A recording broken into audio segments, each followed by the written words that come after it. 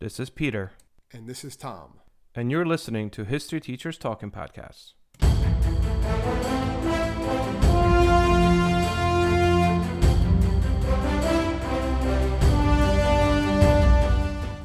All right, Tom. So, why Davy Crockett? We're not doing our intro first? Go to Davy Crockett, man. All right. What were you doing when you were 3 years old? Davy Crockett was wrestling bears when he was 3 years old. What Was were he? you doing? Well, you asked, why Davy Crockett? I think the answer is why not? He's an individual that everyone has at least heard about Davy Crockett. They've heard something about him, whether it was true or not. And that's some of the things that we'll explore here.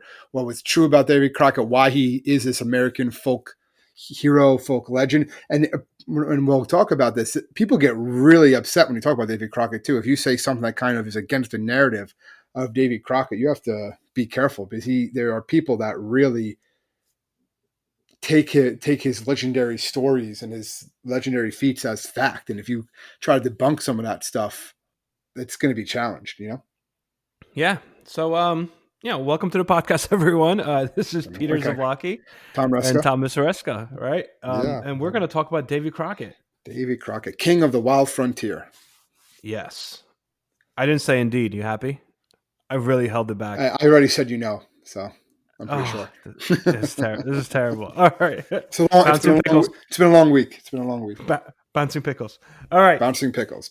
So Davy Crockett, I've actually been asked as well, why are you talking about Davy Crockett? And I think that Davy Crockett is just a really, it's Americana. It's a really cool person. I figured we talked about George Washington. Let's talk about, Davy Crockett.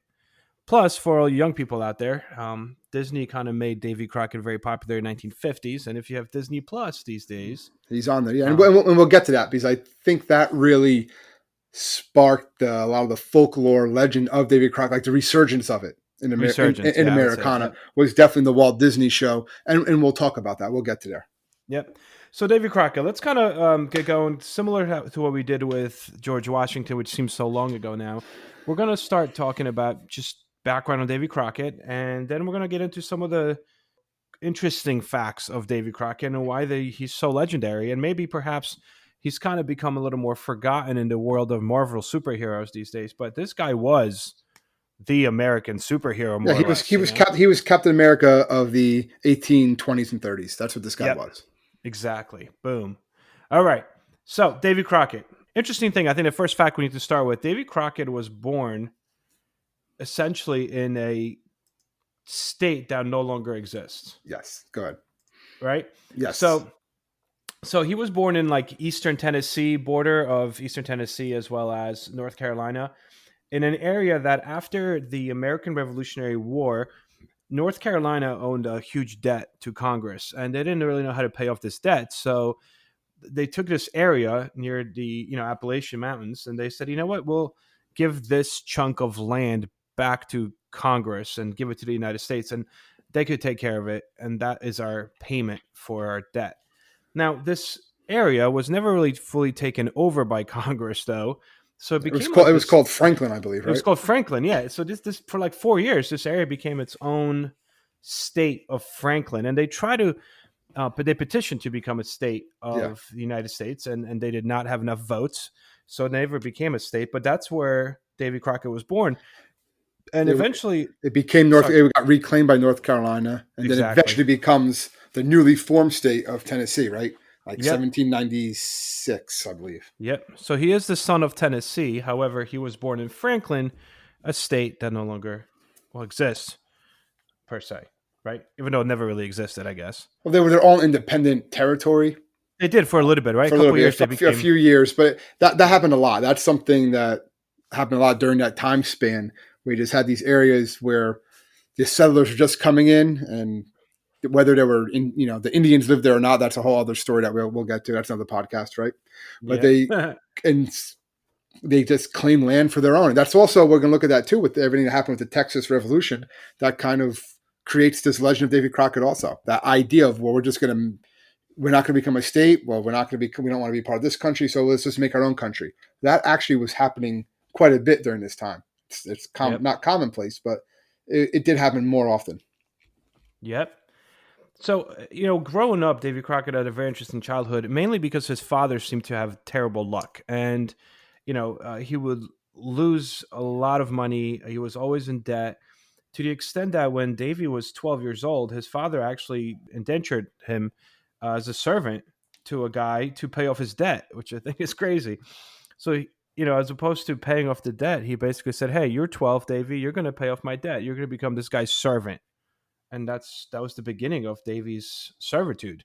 He did this like three times for three different people that his father owed money to. So on three different occasions, when this kid was, like today would be a seventh, eighth grader, he basically sold his son into slavery, more or less, to pay off his debts. And he did go to a little bit of school. I'm sure you saw that. Yeah. Very brief formal education. He talks about that, I believe, in his autobiography, which was very popular when it came out. And he went for a few days, but what happened was he got into a fight with a much larger with a boy, an older Yep. kid, and then Crockett like waited for the kid one day when they were leaving school, like ambushed him and just hurt him, really beat him up really bad. And he knew he was going to get in trouble for it, so he stopped going to school for that. He only went to school a couple of days, I think 4 or 5 days. That was it. Got into this fight. I was worried about how much trouble he was going to get in for getting to this fight from the punishment, so he just didn't go back to school and didn't tell his father. So then his dad realized it and was going to give him Crockett writes in the book a whipping. There's something very also Yeah. commonplace back then. So he just runs into the woods, Crockett, and winds up living in the woods and living with cattle ranchers for another like 2.5 years. So he just ran Yep. away at 13, just lived in the Yep. woods. And again, this goes into that legend of him, how, he was this young man living in the woods. And he says by the time he came back to his parents' house, they didn't even recognize him at first because he'd grown so Yep. much, 2.5 years. Yep. Imagine not just running Absolutely. into the woods at 13 and just not coming back because you were Yeah, afraid I of know. getting beaten by your dad. But even during this time, when he was on this cattle drive and around, this time when he was kind of living in the wilderness, he already was starting to get a reputation as a little boy, as a Mm-hmm. sharpshooter. They Yeah. said that young David, this was a quote by somebody, that young David could shoot his rifle 40 yards and hit an edge so accurately that he could split his bullet in two. Obviously, I'm not sure if that, that's really a truth, but however, he was already gaining this popularity of being such an amazing sharpshooter and hunter. This kid's basically an eighth grader. So when he comes back home, this is funny. It's like you said, he comes back home and he's bigger, more muscular, he's taller, and people don't really recognize him. And then his father's like, "Oh, it is you, David." Um, well, I owe this other guy a debt, Abraham Wilson. I owe him a debt. So, boom, he He basically sells him off again. sells him off again, right? Nice to see his Um, son. right, and then so he sells him off to pay off the debt. Davy pays off the debt, and then he comes back home again, and then the father sells him off again to pay off another debt to John Kennedy, something like that. And it wasn't until after that debt where Davy's finally like, "All right, you could kind of live your life, Davy." But while he's indebted to this guy, he's a teenager now, older teenager. He falls in love with the guy's niece, but then the niece is actually going to get married to the guy's son. So that doesn't work out so well for Davy Crockett because he not only loses his job because he's trying to, marry this guy's son's future wife, or at least court her. Can't be doing And that. yeah, he didn't really have much luck with love, that's for sure. So that doesn't pan out because he fell in love with a woman that was engaged. And then he, at this wedding, ironically, meets Margaret Elder and he kind of persuades her to marry him. And, he falls in love with her. And this is kind of weird. They like draw up a contract that they're going to get married on this and this date. And then he's all excited, but then she breaks the contract and marries some other dude. So then that doesn't really pan out for him either. Eventually, he does marry, though. He He actually, has two wives. One two wives. dies, I believe, from Yep. malaria. Yep. And total of six kids, three kids with their first wife. Then the woman that he marries afterwards already had two kids, and then they had three more kids. So it was like he was kind of living a Brady Bunch life over there for a little bit. Yeah, because It's he was definitely, always going around. Like that's what people did back that time during that time too. Especially like the males, be home for a while, then he'd be gone for months, come back home. That was just yeah, something that was more commonplace. Especially when later on when he becomes a member of the House of Representatives, yeah, yep. which we'll So get yeah, to. so we'll get to. So let's Let's talk a little bit about his military career because he did have one, and that's kind of where he crossed his paths with another very famous or infamous, whichever way you want to see it, frontiersman Andrew Jackson. Andrew Jackson, So, yeah. so Tom, what do you got? Well, he was. What I found there, he was 27 years old when he's in a bunch of other Tennesseans. They all joined the state militia to fight Hmm. against a faction of Creek Indians known as the Red Sticks. And Crockett spends most of these Creek wars working as a scout. He's also a hunter because, like you said before, Pete, he's a really good shot. That's something that you're going to hear a lot as we're talking about. Is he was an excellent marksman, and he was there when Andrew Jackson came in as a commander of the Tennessee Hmm. militia, and they slaughtered 200 Red Sticks at the Creek Village. Hmm. So he was there during that, and I remember reading some journals that people talk. This was a huge massacre. Like the women and children were murdered too, Hmm. and had they killed them all? There's debates whether or not Crockett was actually there. He was definitely in the area. Whether he was actually with Jackson's men when they did this, that's debated. I don't think we're ever going Hmm. to find that out. But he was definitely part of that militia that was in that area. So he was aware of what happened, maybe at very least after the fact. And what they did was after they killed all the men, the women and children were hiding in their huts, and the soldiers set fire to all the huts, and they set them all on fire. And then what happened was it killed all these people. They basically like roasted alive. And then they went, and what they noticed is a lot of the huts, they had potatoes buried underneath them for like the food, and the potatoes actually cooked from the heat of the fire and actually in the body fat of the people when they burned to Wow. death. And soldiers ate the potatoes. That was like the Uh, big thing because they were so like just like crazy with what they just did and hungry because it was a war. So they yeah. actually ate the potatoes, and a lot of them were talking about that, and it was just a horrible thing that happened. But it was just showing kind of one what Jackson, how intense Jackson could be, but also that what Crockett was experiencing as a young man, seeing this, hearing about this, possibly even being involved in it in some way. Yep. And But he kind didn't of see too just much fighting. He didn't see too much fighting actually. yeah, there's that's you're right. That's a very much disputed. Some people believe that Crockett should be seen as a villain for what he did during that particular war. When he enlisted as a scout for a Yeah. 90 initially for a 90 days term. So he was utilized often as a scout. Even if you watch, not that you should believe Disney because Disney kind of has their own version of Well, he history. was a frontiersman. He knew what he was doing. Yep. So that's not going to be disputed. The guy Yeah. knew how to live in the wild. If he was alive today, he'd be run rings around that Bear Grylls and all those survival shows. Yeah. Davy Yep. Crockett was the man. As far as that goes, Yep. that's not something that's disputed. And even if you look at the various firsthand accounts from the time, they said that most of the accounts highlight his skills in hunting and foraging. Like that was his talent, turning up food, navigating the wilderness. That's kind of what won him a lot of friends in the militia, and that's also what kind of even Disney highlights in their movies. Like he was the scout.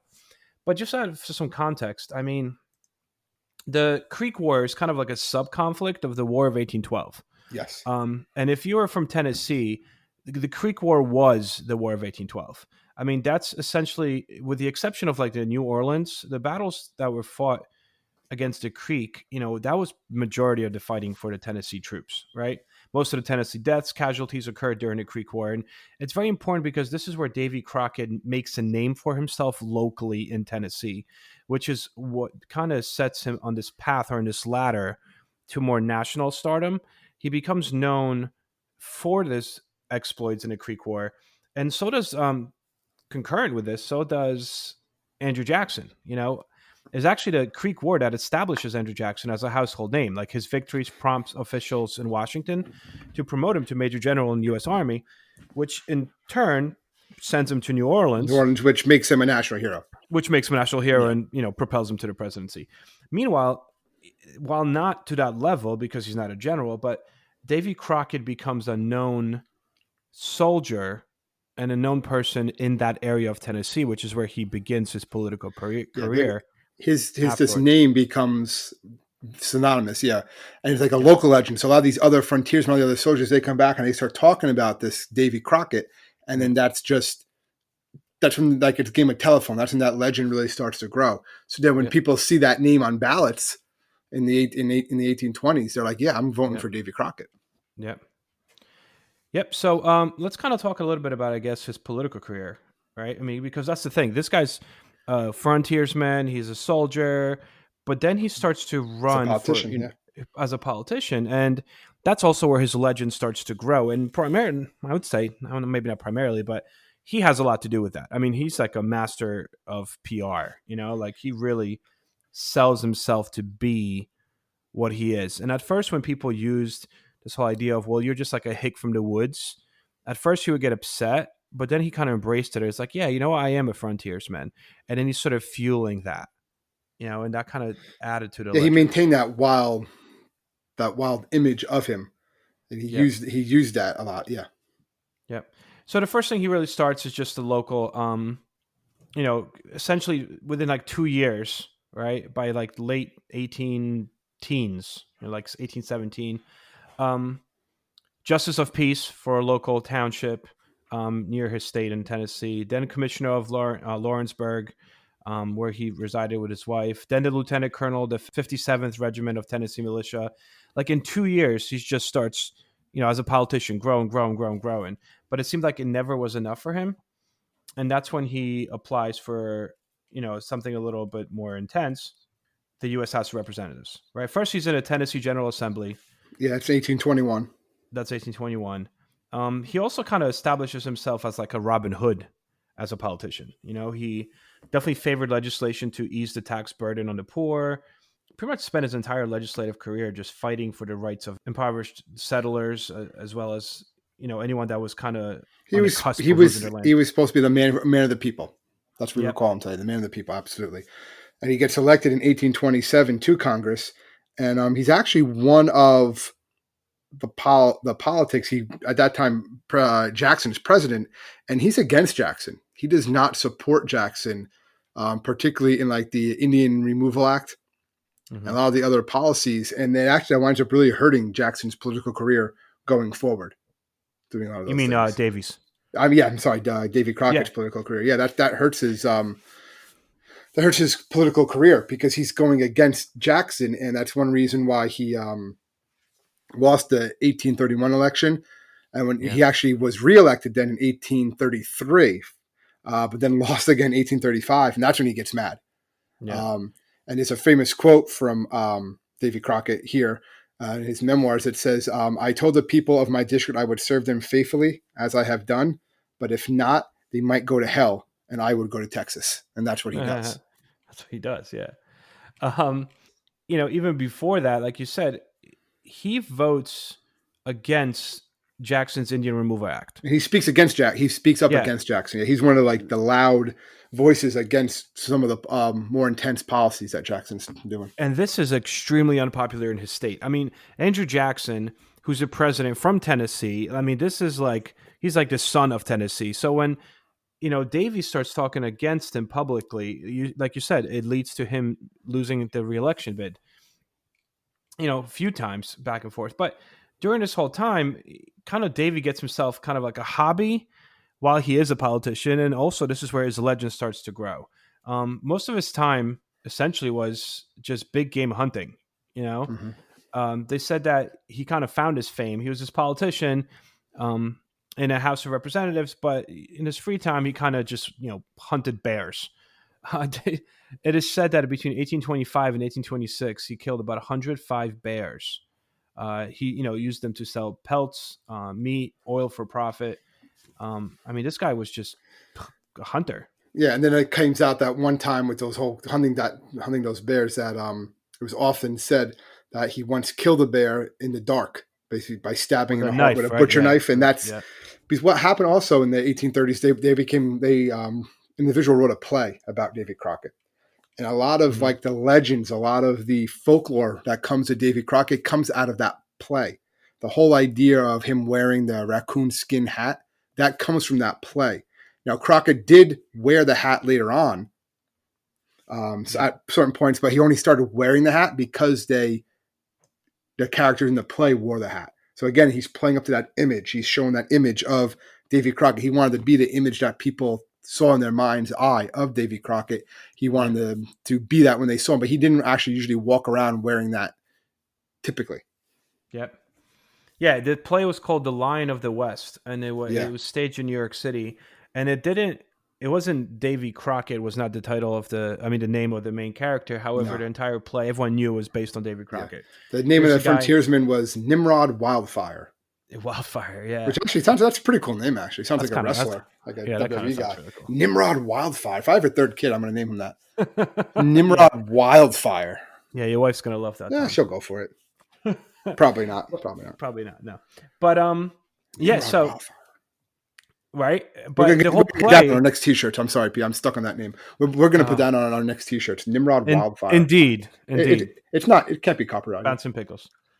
Um, However, this is kind of, you're right. This is what really kind of propels him forward because everyone knows that here's this guy in the U.S. House of Representatives. He is like the common man representative, yet he's against Jackson. He becomes a Whig, essentially. And now there's this play that's coming out that kind of highlights his exploits as a hunter. Like everyone knows that this is him, that this play's about. And he doesn't downplay it. I mean, Crockett basically casts himself as a simple but very colorful countryman. You know, he develops like an off the cuff public speaking style, very like homespun and defiant. And everyone, all his constituents really loved it. Like he was this smart countryman that was as good with a rifle as he was with his words. After this play comes out, he decides that, he's going to kind of use this and add to this. And that's when he comes out with his autobiography. And in his autobiography, he kind of really builds himself up. And he talks about, his exploits as a hunter, as a tracker, as a politician, as a, woodsman. And the idea here is that he thinks he's going to use this book to have this like national scale book tour, which everyone now, historians at least, think this was him prepping, creating like a stage for a run for presidency, Possibly, yeah. as a Whig. Except during this time while this is happening, while he's planning, kind of just, this run of making a more of a national, make himself more of a national figure. That's when he loses re-election again for his House, He didn't seat in expect that to Congress. happen. Yeah, That was kind he of did not expect that. That was like a rug swept from under him, and he's like, oh. that's when he But got even at upset. this time, yeah, but even at this time, I mean, there's comic books being created at this time, little short stories about him. There's a play created about him. There's books written about him. And just His autobiography and is it's not even everywhere. that either, Pete. It's just word of mouth too. Yeah, People know, especially in that area, and it's as far east. The people in like New York, they know who Davy Crockett is. You say that name in this time span in the 1820s, 1830s. Everybody they are aware of Davy Crockett. yeah. And and this is during when he's still alive. He's Yeah, literally a yeah. walking legend. This guy. He's a living legend. Yeah, Yeah. And that's, people laugh that, if this person becomes president, I'm leaving, I'm going to Canada, or if this person, yeah, that's still a thing. But Davy Crockett actually literally did that. I mean, he said, as you mentioned, yeah. if my people don't want me, and he also said, if Martin Van You're, Buren succeeds Andrew Jackson and continues with the policy of Indian removal, he goes, I'm out of here. I'm moving out of this country. and he said, "I'm moving And to Texas." he does, yeah, because Texas at the time is not yet part of the United States. Yeah, it's a Mexican territory called Tejas. And the Texans, their groundwork for the Texas Revolution is there, and that's something that a lot of people don't really know, or even students. I remember when I taught this, the idea that Texas for a while was its own independent country, and Hmm. that it was once controlled by Mexico. And the Mexican-American War has little to do with actually that. Yep. That's why they call it Six Flags Great Adventure. It's the Six Flags over. The first one was in Texas. It's Six Flags over Texas. Is at some one point or other there were six different flags that represented the different countries and areas that Texas was under control. That's a little trivial Yeah. question right there. Do you know And them? Texas ultimately, Texas, like you said, is part of Mexico. Mexico recently fought for its independence from Spain, and when that war ended, Mexico and overall, former Spanish Mexico, but now independent nation of Mexico, is very poor, and they have a vast, amount of land just sitting there. So they initially entice Americans to They come want to them to come in, Mexico. yeah. come on in, we'll give you land. All you have to do is, become Catholic and, renounce being American. You're now Mexican. And a lot of Westerners went to Mexico, except they never really followed those rules. And that's when you have Mexico in itself overthrows its leader, Santa Anna. Antonio Lopez de Santa Anna becomes the emperor, I guess, of Mexico. The Napoleon And of the West. exactly. And then you have a lot of these Texans that start to really challenge Mexican authority and start fighting against Mexicans. And that's when Antonio Lopez Santana is like, you know what, enough is enough. I'm going to squash this Texan rebellion. And these Texans are basically kind of like Davy Crockett's. They're the people that feel like the United States failed them. They're the people that couldn't make it in the United States. People that you Well, know, no, they wanted just more fortune than what they feel like they could yep, get. All the other land was kind of picked apart. So, like, I'm going to go to Texas. And that's also what Crockett, when he first goes there, he's going there to explore Texas, right? He leaves yep, on his youngest daughter, Matilda, says she leaves on November 1st, 1835. And hmm that she actually has writings, they write about this. Again, kind of appealing to the legend. She says last time she saw her father, he was dressed in his hunting suit, wearing a coonskin cap. Again, didn't necessarily probably was wearing that. Carried yeah, a fine rifle presented to him by his friends Philadelphia. He seemed very confident the morning he went away that we would all join him soon in Texas. And that was the plan. He was going to go there, kind of establish a few things, and then his family was going to follow him there. yep, yep. And Tom, how does he find himself in the Alamo? What's going on with the Alamo? Well, the whole idea with the Alamo, and there's been movies, books, everything with the Alamo. Basically, that's where a lot of these Texas soldiers decided to go, and he goes there too. He doesn't expect it to be a battle there. No one expects the Alamo to become this last stand, the Alamo. Okay, that's not something that people are expecting. It's there. It is a base, or to him, he uses a base, but it's really he goes there really to see what else is going on, and he's trying to regain some of that glory that he had. He's trying to get land. He's trying to see politically what's going on. He expects Texas to become its own country, and he wants to be part of that in some way. Hopefully, gain some favor and become one of these, almost like a founding father of Texas in a lot of ways. Yep. So at the Alamo, this is where it kind of gets it's disputed until really 1970s. I'm Well, sure you read about that. even now, but yeah, Yeah.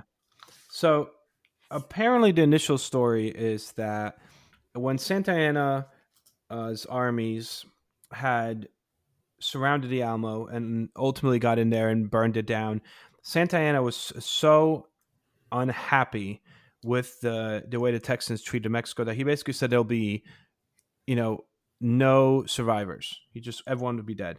And the initial story until 1970s was that Davy Crockett died fighting at the Alamo. And if you watch the movie with John Wayne, the John initial Wayne, yeah. movie, that's kind of the narrative that you get. And the Disney movies, it's kind of alluded to that. He dies a fighter. Well, And then in yeah, 19, the narrative was that he died when they found his corpse. That's what the narrative always was. They found his yeah, corpse surrounded by 13 Mexican soldiers, and one of them had a knife in his chest. And that same knife, like a pocket knife, is actually on display at the Alamo. Supposedly, this is the last knife that Davy Crockett got one last kill in before he himself was gunned down. And just to backtrack a little bit, he was there for a while. And as I was reading, he was actually a reason why a lot of the people stayed there in the Alamo hmm was because they knew Davy Crockett was there. And when they were trading a lot of fire back and forth, he had his own men. He had his own little militia, Davy Crockett, he like did. 60, and he could have taken them out of there, but he does stay. William Travis, again, we can talk about the Alamo another time, but convinces Crockett to stay, so his men stay. But when they were all worried about conserving ammunition, they always let Crockett and his men continue the fire at the Mexicans whenever they got a chance because they were such good shots. They weren't wasting the shots. hmm Like if they shot at someone, they were going to hit them. And supposedly, I think they might have shown this. I saw it a long time ago, but in the Alamo movie, the newer one, the 2004 version, Yeah. where again, how much is fake, how much isn't? They say Crockett did take a shot at Santa Anna and actually Yeah, it is. He barely shot missed him. Yeah. shot his hat off. Yeah. Whether again that happens or doesn't happen, I don't know if that happens in the movie. I think it does, but I know I read about it also that he did it. So Yeah. Um, there's also some accounts kind of going along with that, that when he arrived there initially, there was cannon blasts to welcome him. Like he was a hero, and a lot of people didn't realize that he arrived there after he was kind of, kicked you out. know, kicked out of Washington. Yeah, Yeah. like he feels defeated. And when he goes to Texas, it's almost as if the news of that hasn't really reached Texas. Like he is still seen as the legendary Davy Crockett. And historians believe that really what he was doing going into Texas was kind of positioning himself for a resurrection of his political career. You know, Yeah. there was this idea that there's a possibility of a Texas independence, and he still knew that he was very popular, and especially the distance from Washington, it would make him a very strong candidate for any public office, right, in a new Texas government. So the idea was that before he could even run for any office, first of all, Texas needed to really secure its independence, and he himself needed to, swear allegiance to Texas. So this was an interesting thing because it was presented to him in the brief time he was in Texas, right before the Alamo. He's only there 3 months. Yep, yep. So they present him with an oath that he had to sign, that he would have to uphold. The issue was he had to sign a document saying that he would have to uphold any future government once Texas has gained its independence, and he refused to sign it. And he urged them to add different words to it and change it to any future Republican government. Um, and the judge that was offering the oath, his guy's name was John Forbes. He's like, all right, fine, I'll change the phrase. And then the Crockett signed it. And this is what historians point to now as, all right, he was there and he stayed at the Alamo because obviously he didn't think he was going to die.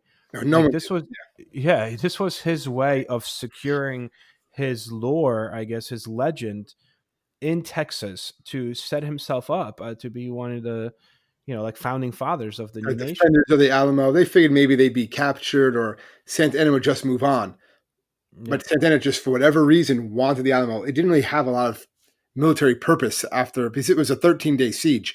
At some point, it was like this: it's no point doing this anymore.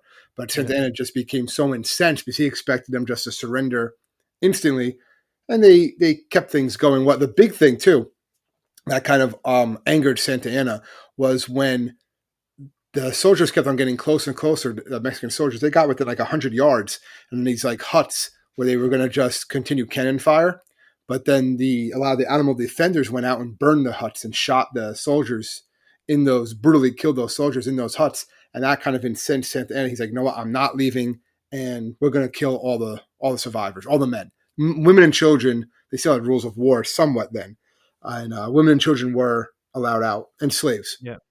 That's Yep. how you get that story about how he survived with all those Mexican corpses around him with the knife. And Yep. was a former American slave named Ben, no last name, and he was one of Santa Anna's. He was a cook for one of Santa Anna's officers. He's the one that always maintained that, so that became kind of the narrative. Again, he could have been just told that. Who knows?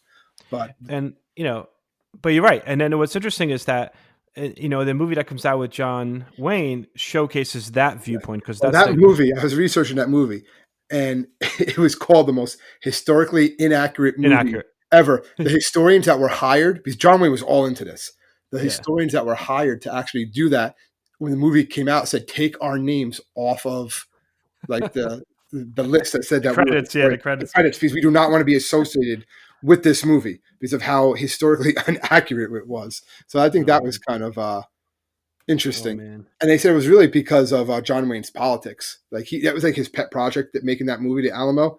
But if you watch the movie, and I do remember watching it with my dad, or at least parts of it, because John Wayne was like, Yeah, to my dad, John Wayne and Bruce Lee. But that's right. basically, it's a Cold War movie too. If you watch it now, it's an interesting movie. You could Yeah. probably watch it as a Cold War narrative. Like the Mexicans are presented as even like Nazis or obviously Soviets. Soviets, Yeah. but even like Hitler and Germany. It's only 20 years since the World War II. So it really shows that a lot. And he's talking about how we have to die for freedom and stuff like that. Those are not things Crockett's going to be saying, Yeah. but it was And that's presented kind as of like as fact back then. yeah. And that's the thing. It's this distinct image of Davy Crockett. He's wearing his deer skins and coonskin hat, and he stands for American principles of freedom and wild frontier. Like it definitely kind of paints this adventure romance. This warrior who Yeah. sacrifices his life for liberty. Okay, it's a movie, so it is what it is. But it Yep. was being presented as a bit more than that. Like John Wayne was actually going around partitioning schools to teach about the Alamo, like to Oh talk wow. about the Alamo in their the school children to get them all hyped up and learn about the Alamo. The thing is, they're not truly teaching them about the Alamo. You know, Yeah. Which actually, let's talk about in 1975. A new evidence comes out in 1975 from, and again, this was actually a lot of people try to disprove this evidence, and they couldn't. So what they find is they find a diary from one of Jose the Enrique de la Pena one is a Mexican officer. soldier, a Mexican officer, a soldier from the war. And in this diary, he actually, which was written at the time, literally, it's from the time of the Alamo, he writes how Davy Crockett doesn't die in battle, that he actually survives the battle, and he is He's captured with a few captured. others, about six, seven Yep, others. yep, he's captured with about 6 or 7 others, and while he's captured, he is then promptly executed. And once he is executed, his body is burned along with the six other men, which eventually is, so one carpenter like He builds built one coffin, a right, and puts all the there. ashes and They stuff. don't know where it is today, though. They Yep. supposedly buried it by a peach tree, but no one knows the exact spot. It was kind of just one Yeah. of those things lost to history. And you're right, Peter. People got really upset when they came out with this. Originally, I think it came out in the 50s. They couldn't prove it more until later on. They said, "Oh, it just came out because that movie came out with John Wayne and everything." Um, and they were eventually able to prove that one, the handwriting was De Pena's. Yep. Two, that it was in ink and on paper that the Mexican army was using at the time. So a lot of historians today do say maybe that was more of a fact. That probably is what happened. He definitely died at Mhm. the Alamo. It's just a matter of Yep. how he died. And I believe in the 2004 movie when Billy Bob Thornton plays him, that's how he's shown that Yep. he survives a battle. He's beaten up, injured, but he's captured with the others. And there's some accounts too that one of the Mexican generals recognizes Davy Crockett, or at least is aware of him in some idea, and wants Santa Anna to spare him. But again, Yep. Santa Anna is so incensed that he has them all killed. And I think in the movie he's a little bit different. I was watching the clip.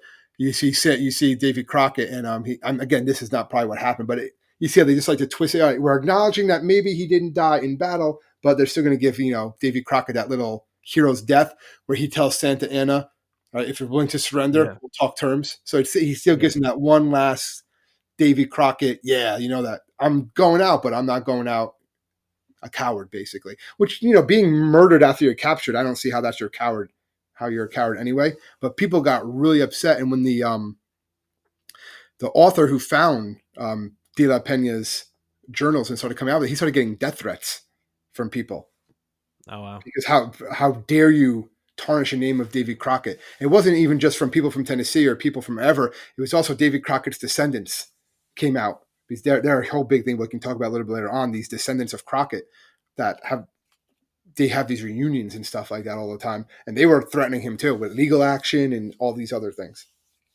Wow.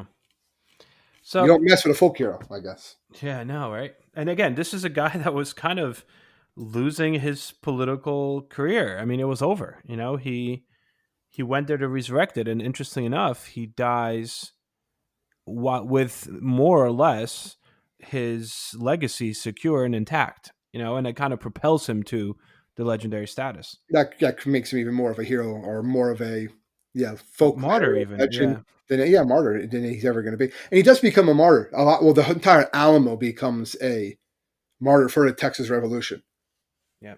with the phrase "Remember the Alamo," and that is something that the Texas Revolution uses. Samuel Houston really uses to spearhead Oh, the rest of the Texas Revolution, which yeah. will lead to Texas becoming its own country and later a Yeah. state. Yeah, absolutely. And so let's talk a little bit about his legacy. And fun facts are just legacy of Davy Crockett, and how, again, just hopefully we are able to convey the fact that he was a living, walking legend He when was he was he was alive. a celebrity. He was Yep. the biggest, or one of the biggest celebrities at that time. And when Yep. people find out that he was killed at the Alamo, again, that's just going to reestablish that legacy even more. But to be fair, it did diminish over the years, and then really skyrockets again in the 1950s when Walt Disney makes those that Yep. miniseries in a movie, which I believe is on. You mentioned before, it's on Disney Plus now. I think It it is. popped up Yep. when I was putting on Darkwing Duck the So other day. Yeah, yeah, I love Darkwing Duck. So anyway, just kind of get a go in pop culture. Obviously, first is the play, The Lion of the West, which still comes out when he's alive. In 1831, he actually attends a production of it in December of 1833, kind of further fueling the speculation that all right, it's not really about me, but FYI, it's about me. And he's trying to capitalize on this American fable of David Crockett. He's becoming this this super known person. Um, then you have I think he writes these almanacs, right? Doesn't he write these almanacs? he got all famous writing those almanacs. Yeah, Yeah, it's almanac between 1835 and 1856. He writes a bunch. Then he comes out with his own autobiography. Then you have 20th century. That's when you have a lot of comic books about him. And actually, there's a really early film adaptation called simply Davy Crockett in 1916, and it's a silent film. But then, like you said, Walt Disney basically makes him into this pop culture icon and sensation that he is today. well, they were saying at the height of that popularity, they were selling thousands of those raccoon skin hats every day. Yep. And Yep. it became just like the toy, the Christmas gift, the birthday gift that every boy during that time span in the 50s wanted. Yep. Everyone wanted more Davy Crockett. How can they get more Davy Crockett memorabilia, Davy Crockett knowledge? You name it about put Davy Crockett's name on something, it would Oh yeah, sell. they said cap guns. You have lunchboxes. They said that was the most popular lunchbox in 1954 and 1955 was one with Davy Crockett. In thermos. And initially, actually, it was a miniseries, right? And I think it was a miniseries, and they took the first three episodes and they made it into the Davy Crockett King of the Wild Frontier. Yeah, biggest blockbuster smash of 1955. Again, a Disney kids movie. What happens to Davy Crockett? Obviously, his popularity kind of goes down. What do you think? Well, in what way? Like after he dies, or Yeah, like I feel like how many people know who Davy Crockett is today? Like if I was to ask my students and you were to ask your students, I should have done that today actually. Like, hey guys, what do you think about Davy Crockett? Like, what do you think their response would be? I think a lot of the students will say they heard of the name. I think the name they're still somewhat aware of. I remember even when I was a kid, I knew Davy Crockett. I didn't know the history about him, but I Yep, knew Davy Crockett. Again, I think that show is probably still on once in a while. The whole Davy Crockett. I had that song, that theme song, always running through my head because again, our parents grew up in the '50s, so they were yep, different. a little more aware of it. But I believe that they definitely heard of the name Davy Crockett. Most of them, they probably don't know much more about it. I don't know how many even make the connection with the Alamo. But I think it depends on the student, depends on the kid. I know a lot of the students that I have that were Eagle Scouts or Boy Scouts when they were younger, they all knew Yep, Davy Crockett. I think in that circle, he's a big deal. But again, he's one of those people that I'm sure as time goes on, he's always going to be part of Americana, but how many kids are going to really know about him because they're going to talk about, there's the sport guys, there's the movie stars, there's the YouTubers and stuff like that. It was a generation, he was a generational hero. So certain generations might know him a little bit more, just like now kids are going to know, what's that guy, Marshmallow Head or DJ Marshmallow, stuff like that. Like, I have yeah, no idea who he is, but they're going to know who he is. They're going to know that a lot more than Davy Crockett, you know? yeah. So the people that were kids in 1955 that loved David Crockett when he was huge, he was the marvel of its time. I mean, we're talking about these guys are up there in age. I mean, wait, that's not even our generation. No, no, no. So, any fun facts before we? Oh, there's a ton of stuff with him. Well, just some interesting. Yeah, I like one of his most famous quotes that he talks about in his book. When you think about it, it makes a lot. It says, "Always be sure you are right, then go ahead."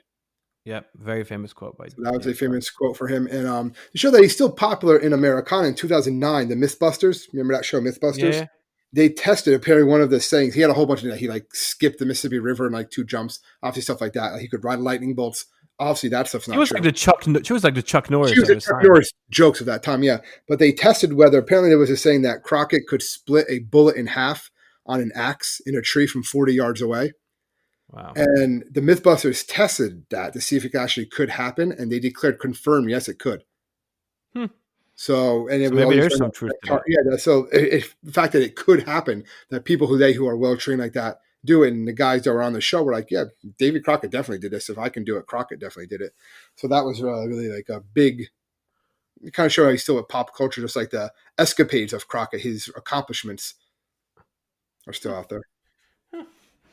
Well, hopefully, for those out there that are listening to this podcast, maybe you'll go and read up and check out a little bit more about Davy Crockett. Maybe we could bring him back. Make Davy Crockett cool again.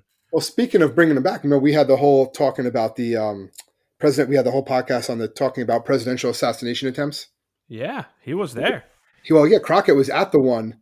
He actually was one of the people when Jackson was attempted assassinated and started beating the guy when the gun Yeah. misfires, beating the guy with the cane. Crockett was there. Crockett was actually, even though he didn't like Jackson, he was one of the people who tackled the would-be assassin.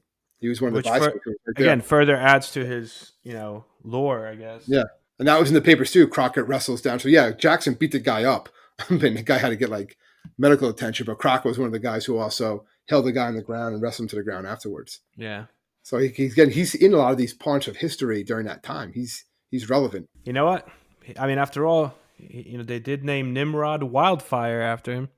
Oh yeah, I found another thing. Wait, speaking of naming things after him, there's a lot of like towns obviously named after him too. But in the 1960s, Mm-hmm. the United States government created our version of the smallest nuclear weapon system ever made, right? Developed by the U.S. government.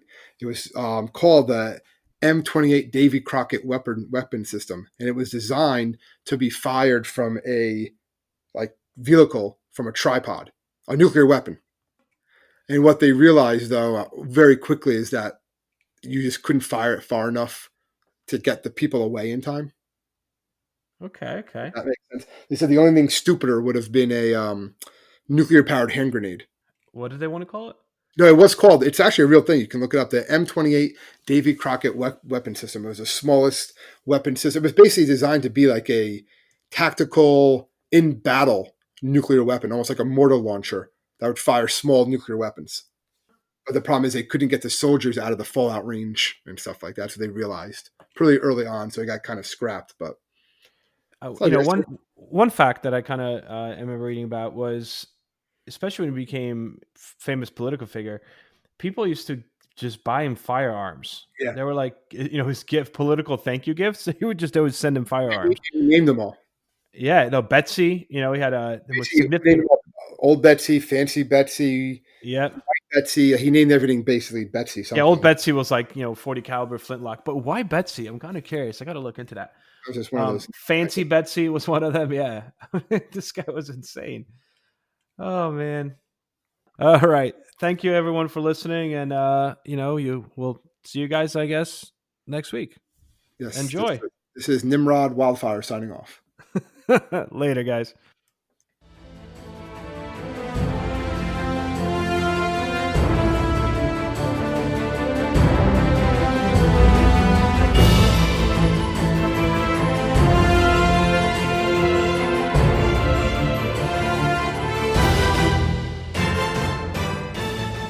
I hope everyone enjoyed our podcast, and if you would like to email us, you can do so at historyteacherspodcast@gmail.com.